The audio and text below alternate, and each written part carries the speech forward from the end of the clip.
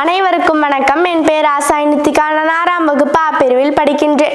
மாபெரும் சபையினிலே நான் பேச வந்திருப்பது ஒரு சரித்திரத்தை பற்றி.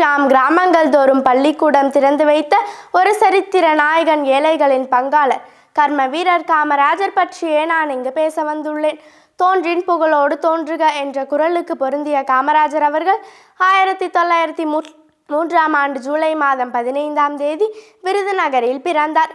இவரது தந்தை பெயர் குமாரசாமி, தாயார் பெயர் சிவகாமி அம்மையார். சிறு வயதிலேயே உப்பு சத்தியாகிரகம், ஒத்துழையாமை இயக்கம் முதலிய போராட்டங்களில் ஈடுபட்டு நாட்டுக்காக பல முறை சிறை சென்றுள்ளார். தமிழ்நாட்டுக்காக தன்னையே அர்ப்பணித்த தியாக தீபம் காமராஜர். மக்கள் தொண்டே அவரது மூச்சு, காந்தியடிகளின் பாதையே அவரது வாழ்க்கை. காமராஜர் அவர்கள் படிக்காத மேதை இல்லை, ஏழை குழந்தைகளை படிக்க வைத்த மேதை. சிறு வயதிலேயே தந்தையை பறிகொடுத்ததால் பள்ளி படிப்பை தொடர முடியாமல் வறுமையில் வேலைக்கு சென்றார். அன்னசத்திரம் 1000 வைத்தல், அன்னையாவினும் புண்ணியம் கோடி, ஆங்கோர் ஏழைக்கு எழுத்தறிவித்தல் என்ற பாரதியின் வரிகளை மெய்பிரித்து காட்டியவர் காமராஜர். முதலமைச்சராக பதவியேற்றதும் அவர் போட்ட முதல் கையெழுத்து மூடப்பட்டிருந்த 6000 பள்ளிகளை மீண்டும் திறந்து வைக்கத்தான். 1954ஆம் ஆண்டு தமிழ்நாட்டின் முதலமைச்சராக பதவியேற்றார். காமராஜரின் ஆட்சியை தமிழ்நாட்டின் பொற்கால ஆட்சி என்பர். கர்ம வீரர், படிக்காத மேதை, தென்னாட்டு காந்தி, கல்வி கண் திறந்த காமராஜர் ஆகியன இவரின் சிறப்பு பெயர்கள் ஆகும். பசி வந்தால் 10ம் பறந்து போகும். குழந்தைகளின் வயிற்றில் பசி இருந்தால் காதில் எப்படி பாடம் ஏறும் என்று உணர்ந்து கொண்ட அந்த தாய் உள்ளம் கொண்ட தலைவர் கொண்டு வந்த திட்டம்தான் மதிய உணவு திட்டம்.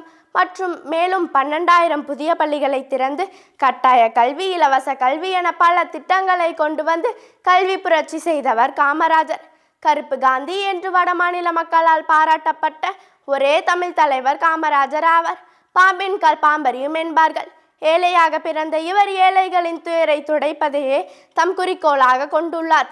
9 ஆண்டுகள் முதலமைச்சராக இருந்த அகில இந்திய காங்கிரசின் தலைவர், 2 பிரதமர்களை உருவாக்கிய கிங்மேக்கர். இத்தனை அதிகாரங்கள் இருந்தும் அவர் தனக்கென சேர்த்து வைத்த சொத்து சில கதிர்வேட்டிகள், சட்டைகள், ஒரு சில புத்தகங்கள், அவ்வளவுதான். இன்று காமராஜர் நம்மிடையே இல்லை. ஆனால் அவர் ஏற்றி வைத்த கல்வி கண்ணல் இன்றும் எரிந்து கொண்டிருக்கிறது. அவர் கட்டியெழுப்பிய அணைகள் இன்றும் நிறைந்து கொண்டிருக்கிறது. அவர் விதைத்த நேர்மை அரசியலில் ஒரு பாடமாக பேசப்பட்டு கொண்டிருக்கிறது. காமராஜர் அவர்கள் 1975ஆம் ஆண்டு அக்டோபர் 2ஆம் தேதி காலமானார். அப்பொழுது அவர் சென்னையில் இருந்தார். அவருக்கு 72 வயது.